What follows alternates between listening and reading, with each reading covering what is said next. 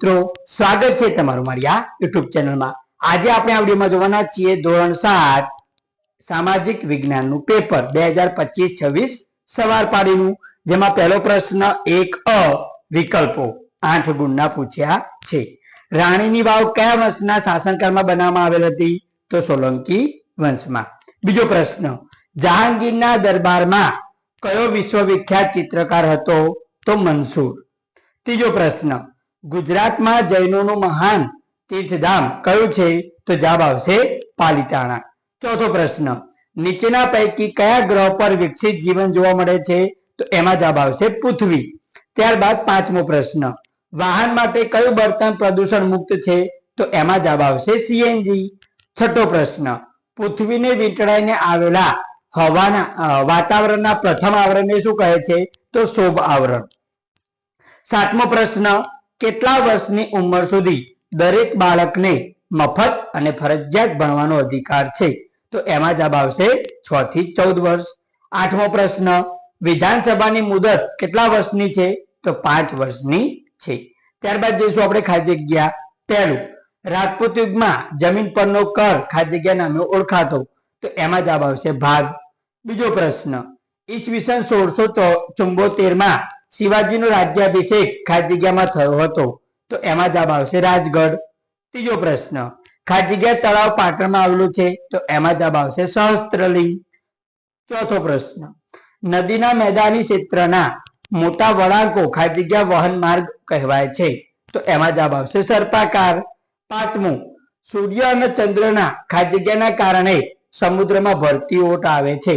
તો એમાં જવાબ આવશે ગુરુત્વાકર્ષણ। છઠ્ઠું, પશ્મિનો બકરી ખાદ્ય જગ્યામાં જોવા મળે છે?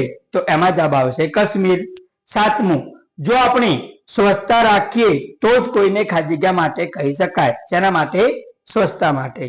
આઠમું, ખાદ્ય જગ્યાની ભલામણથી રાષ્ટ્રપ્રમુખ રાજ્યમાં રાષ્ટ્રપ્રમુખ શાસન લાદે છે? તો જવાબ આવશે રાજ્યપાલ। ત્યારબાદ 2 અ નીચેના વિધાનો ખરા છે કે ખોટા? 8 ગુણના। રાણી ઉદયમતીએ પાટણમાં સહસ્ત્રલિંગ તળાવ બંધાવ્યું હતું? તો સાચું। કુતુબુદ્દીન ઐબકના અવસાન પછી રજિયા સુલતાનના દિલ્હીની ગાદી આવી? તો ખોટું।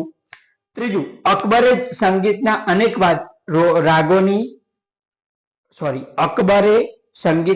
અનેક રોગોની રચના કરી હતી? તો ખોટું। ચોથું, ચંદબરદાઈએ પૃથ્વીરાજ રાસો નામનો ગ્રંથ લખ્યો હતો? તો સાચું। પાંચમું, સમુદ્રમાં ભરતી સમયે પાણીનો જુવાળ કિનારા પાસે આવે છે? સાચું। છઠ્ઠું, સમતાપ આવરણમાં જેટ વિમાનો વિના અવરોધે ઝડપથી ઉડી શકે છે? સાચું। સાતમું, ભારત એક સામ્યવાદી દેશ છે? ખોટું। આઠમું, જનની સુરક્ષા યોજના રાજ્ય સરકાર ચલાવે છે? સાચું। ત્યારબાદ આપણને આગળ પ્રશ્ન પૂછે છે વિધાનોના કારણો આપો। પહેલું, મિનળ દેવી આદર્શ રાજમાતા હતા? એનું તમારે કારણ લખવાનું છે। બીજો પ્રશ્ન, અકબર બિન સાંપ્રદાયિક રાજા હતો? એનું પણ કારણ લખવાનું। તમને આગળ 4 આપ્યા, 4 માંથી ગમે તે 3 ગાઈડમાંથી શોધીને લખવાના છે। ત્યારબાદ જોડકું આપ્યું છે। જોડકામાં શું પૂછ્યું?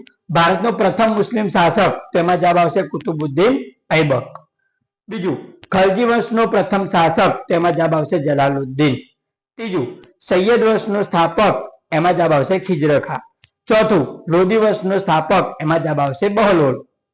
ત્યારબાદ આપણને એક વાક્યના અહીંયા આગળ તમને 10 પ્રશ્ન આપેલા છે। આ 10 પ્રશ્નમાંથી આપણે 8 પ્રશ્ન લખવાના છે। એક પ્રશ્નના 2 માર્ક। તમે જોઈ શકો છો આ પ્રશ્નો તમારી પણ પરીક્ષામાં રિપીટ થઈ શકે, તો આના જવાબો શોધીને તમારે તૈયાર કરી દેવાના છે। ત્યારબાદનો પ્રશ્ન 4, ટૂંકમાં ઉત્તર। 5 પ્રશ્ન તમારે ગમે તે લખવાના છે। ઓકે, તમે પ્રશ્ન જોઈ લો અને તમે એ તૈયાર કરી દો। ઓકે વિદ્યાર્થી મિત્રો, ત્યારબાદ આગળ જોઈશું આપણે પ્રશ્ન 5। નીચેના પ્રશ્નના ઉત્તર 6-7 વાક્યમાં લખો। ઓકે, ગમે તે 3, 4 માંથી ગમે તે 3 લખવાનું છે। પાળિયા વિશે, ત્યારબાદ પૃથ્વીની આંતરિક રચના આકૃતિ સહ સમજાવો। ત્રીજું, લોકશાહીમાં સમાનતા। ચોથું, મુખ્યમંત્રીના કાર્યો। આ 4 માંથી ગમે તે 3 લખવાના છે। 15 માર્ક્સના છે। એક પ્રશ્ન 5 માર્ક્સનો છે। આ વિભાગ ખૂબ જ જરૂરી છે। 15 માર્ક્સ બહુ વધારે કહેવાય, એટલે આ પ્રશ્નો તૈયાર કરી બેજો વિદ્યાર્થી મિત્રો, મળીએ હવે નવા વિડીયોમાં.